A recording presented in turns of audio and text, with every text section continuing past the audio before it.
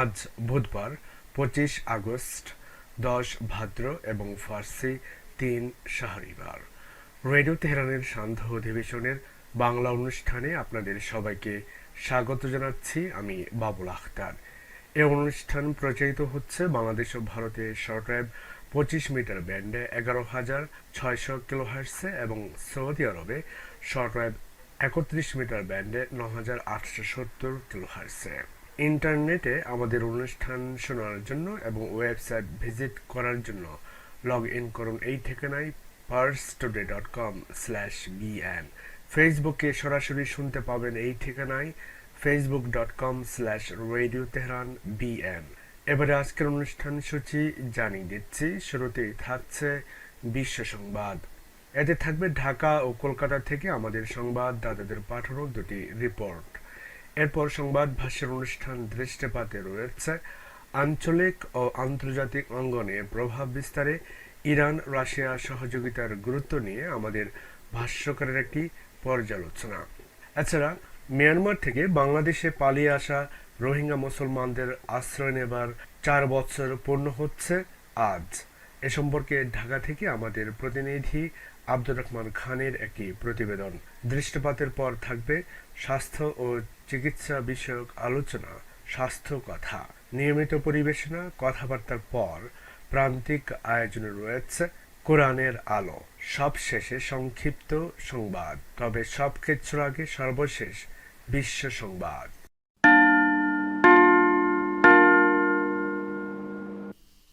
Radio Tehran শুরু হচ্ছে বিশ্ব সংবাদ।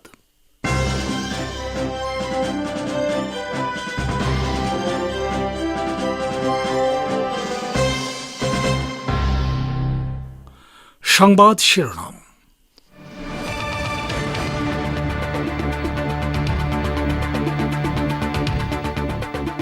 পাশ্চাত্যের বিপজ্জনক পদক্ষেপ ও ব্যর্থতার কারণে বিশ্বব্যাপী উগ্রবাদ ও সন্ত্রাস ছড়িয়ে পড়েছে, জানালেন ইরানের পররাষ্ট্র মন্ত্রণালয়ের মুখপাত্র। বাংলাদেশে যারা মুক্তিযুদ্ধের কথা বলে তারাই মুক্তিযুদ্ধের চেতনা ধ্বংস করেছে অভিযোগ করলেন বিএনপি মহাসচিব মির্জা ফখরুল। ভারতের বিজেপি শাসিত উত্তরপ্রদেশে মিয়াগঞ্জের নাম মায়াগঞ্জ করার প্রস্তাব পাস। ইসলামী নাম পরিবর্তনের তালিকায় আরও অর্ধ ডজন জেলা।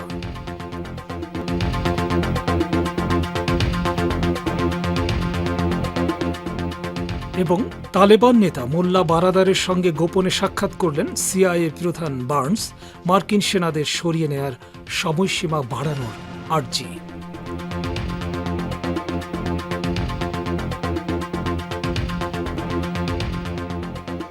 আসসালামু আলাইকুম শ্রোতা বন্ধুরা, সংবাদ শিরোনাম শুনলেন। এবার বিস্তারিত বিশ্ব সংবাদে আমন্ত্রণ জানাচ্ছি আমি সোহেল আহমেদ। ইসলামী প্রজাতন্ত্র ইরানের পররাষ্ট্র মন্ত্রণালয়ের মুখপাত্র সাইদ খাতিবজাদে বলেছেন, পাশ্চাত্যের বিপজ্জনক পদক্ষেপ এবং ব্যর্থতার কারণেই উগ্রবাদ ও সন্ত্রাস ছড়িয়ে পড়েছে। তিনি আজ সন্ত্রাসবাদের শিকার ব্যক্তিদের প্রতি সম্মান প্রদর্শন দিবস উপলক্ষে এ মন্তব্য করেন। তিনি আরও বলেন, ইসলামী প্রজাতন্ত্র ইরান প্রতিষ্ঠা লাভের পর থেকেই সবসময় নানাভাবে রাজনৈতিক ও অর্থনৈতিক সন্ত্রাসের শিকার হয়েছে। তবে ইরান এটা প্রমাণ করতে পেরেছে যে উগ্রবাদ ও সন্ত্রাস আন্তর্জাতিক অঙ্গনে বিদ্যমান পরিস্থিতির ফসল। ইরানের পররাষ্ট্র মন্ত্রণালয়ের মুখপাত্র আরও বলেন, পাশ্চাত্যের দেশগুলো এটা বুঝতে পেরেছে পশ্চিম এশিয়ায় তাদের নানা বিপজ্জনক পদক্ষেপের কারণে আইএস ও জাবহাতুন নুসরার মতো বিভিন্ন সন্ত্রাসী গোষ্ঠী সৃষ্টি হয়েছে এবং এসব গোষ্ঠী এখন নৃশংসতা চালাচ্ছে। খাতিবজাদে বলেন, ইসলামী ইরান সহিংসতাবিহীন বিশ্ব গড়ে তুলতে চায়, যেখানে অন্য দেশের হস্তক্ষেপ থাকবে না এবং জনগণই নিজ দেশের বিষয়ে সিদ্ধান্ত নিতে পারবে। জাতিসংঘ নিরাপত্তা পরিষদে নিযুক্ত ইরানের উপস্থায়ী প্রতিনিধি জাখরা এরশাদি বলেছেন, সিরিয়ার উপর ইহুদিবাদী ইসরায়েল অব্যাহতভাবে যে আগ্রাসন চালিয়ে আসছে তা বন্ধ করতে বাধ্য করার জন্য জাতিসংঘ নিরাপত্তা পরিষদকে অবশ্যই প্রয়োজনীয় ব্যবস্থা নিতে হবে। তিনি বলেন, ইসরায়েল কোনোভাবে একটি দেশের সার্বভৌমত্ব এবং ভৌগোলিক অখণ্ডতাকে এভাবে লঙ্ঘন করতে পারে না। জাহরা ইরশাদী বলেন, সিরিয়ার সার্বভৌমত্ব এবং ভৌগোলিক অখণ্ডতার বিরুদ্ধে ইসরায়েলি আগ্রাসনের দ্রুত অবসান ঘটাতে হবে। এজন্য জাতিসংঘ নিরাপত্তা পরিষদের পদক্ষেপ জরুরি। ইসরায়েলের আগ্রাসন আন্তর্জাতিক আইনের চরম লঙ্ঘন বলেও তিনি মন্তব্য করেন। ইরানি প্রতিনিধি বলেন, ইসরায়েলি আগ্রাসন আঞ্চলিক এবং আন্তর্জাতিক শান্তি, নিরাপত্তা ও স্থিতিশীলতাকে হুমকিগ্রস্ত করে তুলেছে। ইরানের প্রেসিডেন্ট ইব্রাহিম রাইসি তার সাবেক প্রতিদ্বন্দ্বী প্রার্থী মোহসেন রেজাইকে অর্থনীতি বিষয়ক ভাইস প্রেসিডেন্ট নিয়োগ দিয়েছেন। একই সঙ্গে তাকে সর্বোচ্চ অর্থনৈতিক সমন্বয় কাউন্সিলের সচিবের দায়িত্ব দেওয়া হয়েছে। ইরানে গত 18 জুন শুক্রবার অনুষ্ঠিত প্রেসিডেন্ট নির্বাচনে রাইসির অন্যতম প্রতিদ্বন্দ্বী ছিলেন মোহসেন রেজাই। এই নির্বাচনে তিনি প্রায় 12% ভোট পেয়ে দ্বিতীয় হন। ইরানে কয়েকজন ভাইস প্রেসিডেন্ট থাকেন, তবে তাদের মধ্যে মূল ক্ষমতার অধিকারী হন ফার্স্ট ভাইস প্রেসিডেন্ট। প্রেসিডেন্টের অনুপস্থিতিতে তার দায়িত্ব পালন করেন তিনি। ফার্স্ট ভাইস প্রেসিডেন্ট হিসেবে এর আগেই নিয়োগ পেয়েছেন মোহাম্মদ মুখবের। এছাড়া ইরানের প্রেসিডেন্টের প্রস্তাবিত মন্ত্রিসভার সদস্যদের অনুমোদন বিষয়ে এখনও সংসদে বিতর্ক চলছে। এরপর আস্থা ভোট অনুষ্ঠিত হবে। বেশিরভাগ সদস্যই আস্থা ভোটে জিতবেন বলে আশা করা হচ্ছে। আপনারা বিশ্ব সংবাদ শুনছেন রেডিও তেহরান থেকে। বাংলাদেশে যারা মুক্তিযুদ্ধের কথা বলে তারাই মুক্তিযুদ্ধের চেতনা ধ্বংস করেছে বলে অভিযোগ করেছেন বিএনপি মহাসচিব মির্জা ফখরুল ইসলাম আলমগীর। তিনি বলেছেন, আমরা যে গণতন্ত্রের জন্য লড়াই করেছি সেই গণতন্ত্রকে তারা ধ্বংস করেছে। এ সম্পর্কে বিস্তারিত জানিয়েছেন ঢাকা থেকে আমাদের বিশেষ প্রতিনিধি। বিএনপি মহাসচিব মির্জা ফখরুল ইসলাম আলমগীর বলেছেন, আজকে যারা মুক্তিযুদ্ধের কথা বলে তারাই মুক্তিযুদ্ধের চেতনা ধ্বংস করেছে। জনগণের যে আশা আকাঙ্ক্ষা ছিল সে আশা আকাঙ্ক্ষা ধূলিসাৎ করে দিয়েছে। আমরা যে গণতন্ত্রের জন্য লড়াই করেছি, সংগ্রাম করেছি, সেই গণতন্ত্রকে ধ্বংস করেছে। মির্জা ফখরুল বলেন, 1972 সালে যে সংবিধান প্রণয়ন করা হয়েছিল সেই সংবিধান আওয়ামী লীগই কেটে ছিঁড়ে তছনছ করে ফেলেছে। এই দলটি 1975 সালে একদলীয় শাসন ব্যবস্থা বাকশাল প্রতিষ্ঠা করেছিল। আজকেও তারা গণতন্ত্রের ছদ্মবেশে একদলীয় শাসন ব্যবস্থা প্রতিষ্ঠা করতে চাচ্ছে। আজ বুধবার বাংলাদেশ জাতীয়তাবাদী মুক্তিযোদ্ধা দলের 29তম প্রতিষ্ঠাবার্ষিকী উপলক্ষে রাজধানীর শেরেবাংলা নগরে শহীদ প্রেসিডেন্ট জিয়াউর রহমানের মাজার জিয়ারত শেষে তিনি এসব কথা বলেন। এ সময় মুক্তিযোদ্ধা দলের সভাপতি উলফাত আজিজ সহ অন্যান্য নেতৃবৃন্দ উপস্থিত ছিলেন। এদিকে আজ বুধবার গণমাধ্যমে পাঠানো এক বিবৃতিতে মির্জা ফখরুল ইসলাম আলমগীর বলেছেন, দেশব্যাপী সন্ত্রাস সৃষ্টি করে জনগণকে ভীতি ও আতঙ্কের মধ্যে রেখে চিরদিন রাষ্ট্র ক্ষমতা আঁকড়ে রাখতে বর্তমান ভোটারবিহীন সরকার বেপরোয়া হয়ে উঠেছে। এই উদ্দেশ্য পূরণে সরকার দেশব্যাপী বিরোধী দলীয় নেতাকর্মীদের গ্রেপ্তার করে রিমান্ডে নিয়ে নির্যাতন এবং কারান্তরীণ রাখার তৎপরতা অব্যাহত গতিতে চালিয়ে যাচ্ছে। এ সময় তিনি সিলেট জেলা বিএনপির আহ্বায়ক কমিটির সদস্য এবং সাবেক সাংগঠনিক সম্পাদক অ্যাডভোকেট ইমরান আহমেদ চৌধুরীকে গ্রেপ্তারের নিন্দা জানান এবং অবিলম্বে মুক্তি দাবি করেন। Abdur Rahman Khan, Radio Tehran, Dhaka.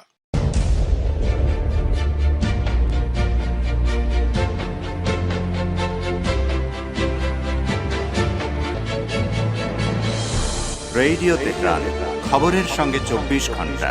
Visit করুন আমাদের ওয়েব পেজ farstoday.com/bn।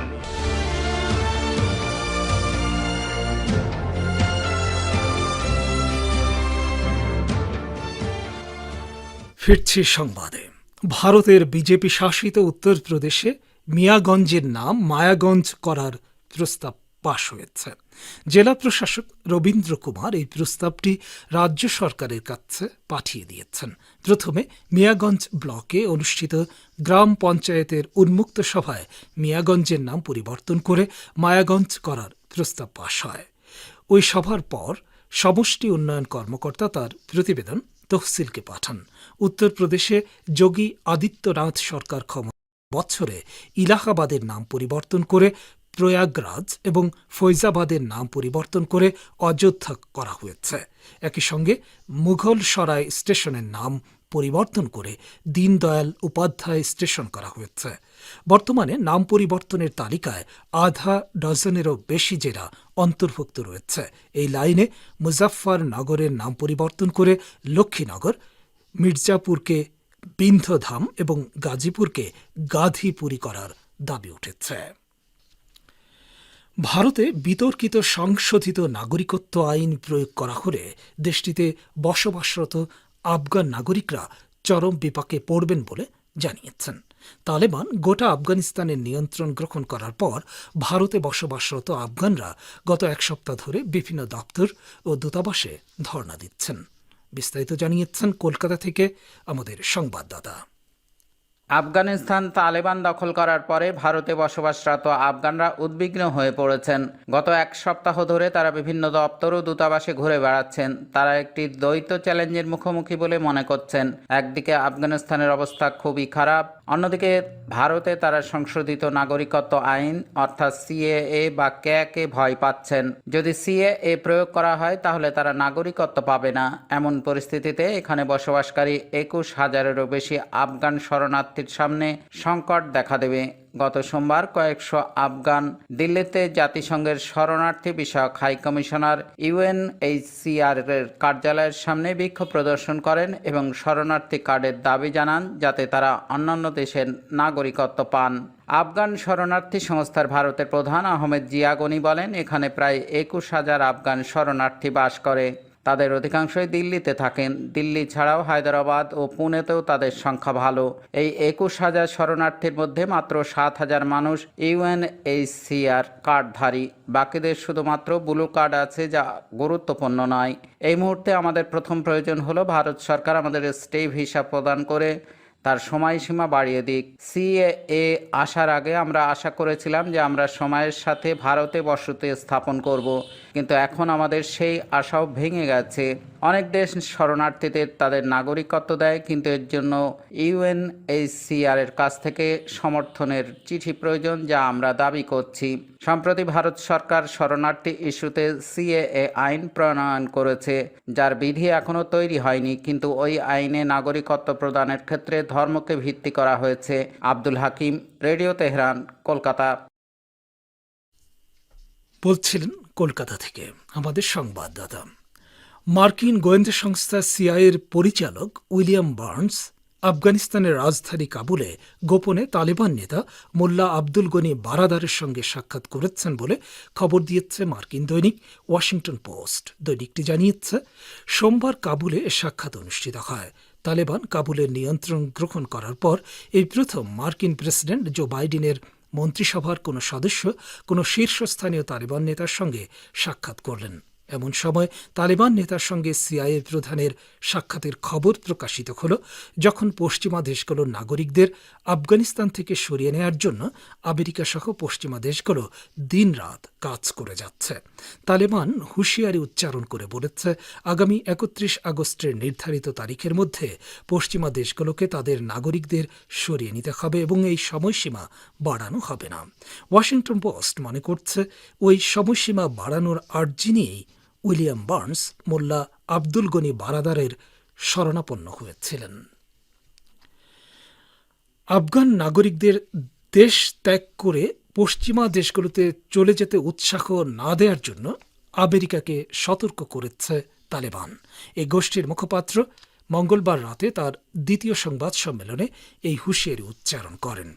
বিদেশি সেনাদের কাবুল বিমানবন্দর ত্যাগ করার নির্ধারিত তারিখ নবায়ন করা হবে কিনা এমন প্রশ্নের জবাবে মুজাহিদ বলেন, বিদেশি পাসপোর্টধারী সবাইকে পূর্ব নির্ধারিত ৩১ আগস্টের সময়সীমার মধ্যে কাবুল ত্যাগ করতে হবে, তবে আমরা আফগান নাগরিকদের দেশ ত্যাগের পক্ষে নই। তিনি বিদেশ গমনের লক্ষ্যে কাবুল বিমানবন্দরে জড়ো হওয়া আফগান নাগরিকদেরকে তাদের ঘর বাড়িতে ফিরে যাওয়ার আহ্বান জানান এবং তাদেরকে দেশ ত্যাগে উৎসাহ না দেওয়ার জন্য আমেরিকার প্রতি আহ্বান জানান। মুজাহিদ বলেন, তালেবান এখনও সরকার গঠন না করলেও সব সরকারি অফিস আদালত খুলে দেওয়ার নির্দেশ দেওয়া হয়েছে। তিনি বলেন, কেন্দ্রীয় ব্যাংক সহ সব ধরনের ব্যাংক আজকালের মধ্যে খুলে যাবে এবং সব ধরনের অর্থনৈতিক তৎপরতা আগের মতো স্বাভাবিকভাবে চলবে। আফগানিস্তানের রাজধানী কাবুলের আন্তর্জাতিক বিমানবন্দর দিয়ে বিদেশ গমনে ইচ্ছুক ব্যক্তিদের কাছ থেকে মার্কিন সেনারা চাঁদা তুলছে বলে অভিযোগ পাওয়া গেছে।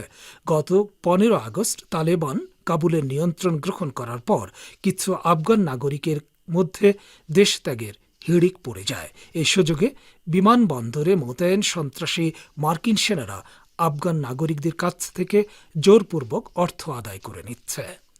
শ্রোতা বন্ধুরা, বিশ্ব সংবাদে এই ছিল আমাদের সর্বশেষ আয়োজন। সঙ্গে থাকার জন্য অসংখ্য ধন্যবাদ।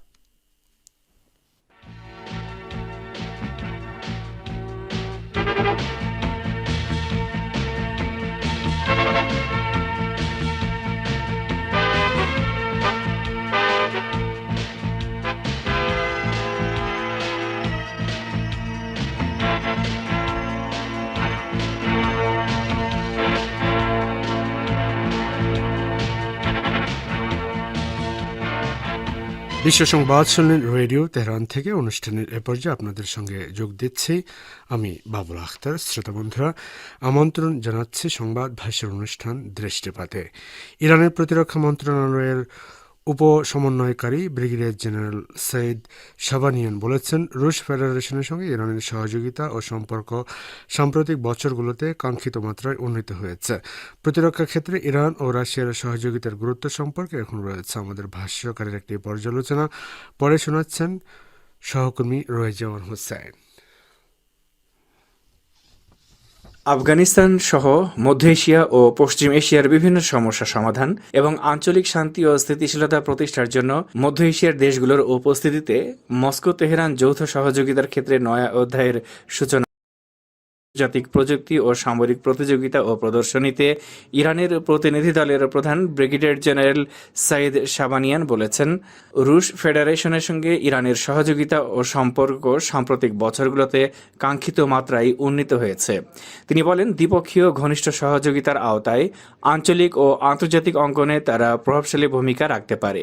রাশিয়ার সঙ্গে সর্বাত্মক সহযোগিতা বিস্তারে তার দেশের সরকার ও সশস্ত্র বাহিনী দৃঢ় প্রতিজ্ঞ একথা উল্লেখ করে ইরানের এই কর্মকর্তা আরও বলেছেন, মধ্য এশিয়ার দেশগুলোর অংশগ্রহণে তেহরান মস্কো সহযোগিতা সমগ্র এই অঞ্চলের সমস্যার সমাধান এবং শান্তি ও স্থিতিশীলতা প্রতিষ্ঠায় ভূমিকা রাখবে।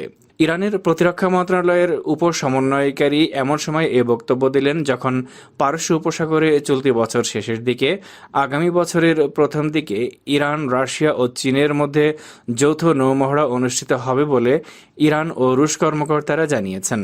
বাস্তবতা হচ্ছে, ওমান সাগর ও পারস্য উপসাগর এলাকায় নিরাপত্তা জোরদারের লক্ষ্যে এবং হুমকি মোকাবেলায় ইরান সরকার ওই অঞ্চলে নিজের প্রতিরক্ষা শক্তি বহুগুণে বাড়িয়েছে। এ লক্ষ্যে ইরান বিভিন্ন সময়ে অন্য দেশের সঙ্গে যৌথ সামরিক মহড়ারও আয়োজন করেছে। যাই হোক, রুশ ফেডারেশনের সঙ্গে ইরানের সহযোগিতা বিস্তার দুদিক থেকে গুরুত্বপূর্ণ। প্রথমত, এতে করে আঞ্চলিক নিরাপত্তা জোরদারে সামরিক ও প্রতিরক্ষা ক্ষেত্রে দ্বিপক্ষীয় ও বহুপক্ষীয় সহযোগিতার পরিবেশ গড়ে উঠবে। দ্বিতীয়ত, পশ্চিম এশিয়ায় ভূকৌশলগত দিক থেকে ইরান অত্যন্ত গুরুত্বপূর্ণ অবস্থানে রয়েছে। ইরানের এই সুবিধাজনক অবস্থান এই অঞ্চলের নিরাপত্তা ও স্থিতিশীলতা রক্ষায় গুরুত্বপূর্ণ। তাই চীন ও রাশিয়ার সঙ্গে প্রতিরক্ষা সহ অন্যান্য ক্ষেত্রে কৌশলগত সহযোগিতার বিস্তার খুবই জরুরি। রুশ প্রেসিডেন্ট ভ্লাদিমির পুতিন সম্প্রতি ইরানের প্রেসিডেন্ট সৈয়দ ইব্রাহিম রাইসির সঙ্গে টেলিফোন আলাপে রাশিয়া ইরানের সঙ্গে ঘনিষ্ঠ সম্পর্ক বিস্তারকে বিশেষভাবে গুরুত্ব দেয় উল্লেখ করে বলেছেন, তেহরানের সঙ্গে দ্বিপক্ষীয় সহযোগিতা বিস্তারের লক্ষ্যে ব্যাপক ভিত্তিক চুক্তিকে মস্কো স্বাগত জানাবে।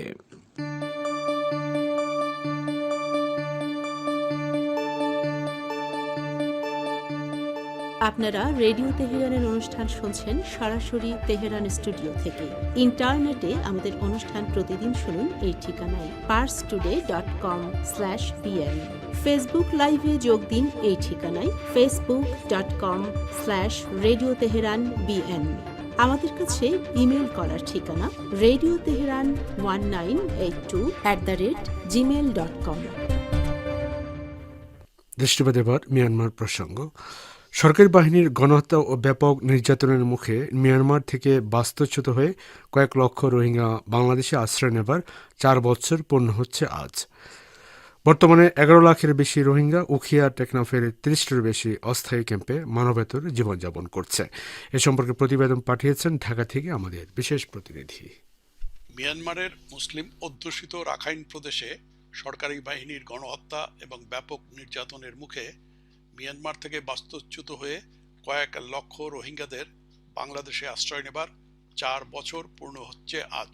বর্তমানে 11 লাখের বেশি রোহিঙ্গা উখিয়া টেকনাফের 30টিরও বেশি অস্থায়ী ক্যাম্পে মানবেতর জীবনযাপন করছে। রোহিঙ্গা নেতাদের দাবি 2017 সালে মিয়ানমারের সেনাদের হাতে 300 গ্রামকে নিশ্চিহ্ন করা হয়েছে, 34,000 শিশুকে এতিম করা হয়েছে, 10,000-এর বেশি রোহিঙ্গাকে হত্যা করা হয়েছে, 9,600টি মসজিদ, 1200 মক্তব মাদ্রাসা এবং এফজোখানায় অগ্নিসংযোগ, 2,500 রোহিঙ্গা মুসলিমকে বন্দী এবং 8 লাখের বেশি রোহিঙ্গা আরাকান রাজ্য থেকে বাস্তুচ্যুত হয়েছে।